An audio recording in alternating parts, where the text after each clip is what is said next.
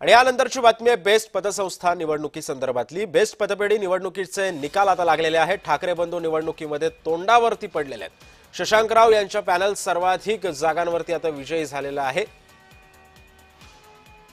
या संदर्भामध्ये अधिक माहिती देतोय आमचा प्रतिनिधी शुभम उमाळे सध्या आपल्या सोबत आहे। शुभम, या निवडणुकीमध्ये ठाकरे बंधूंच्या पॅनलची सर्वाधिक चर्चा होती, एक मार्केटिंग झालेलं होतं, मात्र या निवडणुकीमध्ये पराभव ठाकरे ब्रँडला स्वीकारावा लागलाय। काय अधिकचा अपडेट? तिथेच बघू शकतो बस पतपेढीमध्ये दोन्ही ठाकरे बंधूंचा मोठा पराभव झालेला आहे आणि निवडणुकीत दोन्ही ठाकरे बंधू यांना एकही जागा जिंकता नाही आली आहे, असं काहीचं चित्र जे आहे ते स्पष्ट होताना दिसून येत आहे।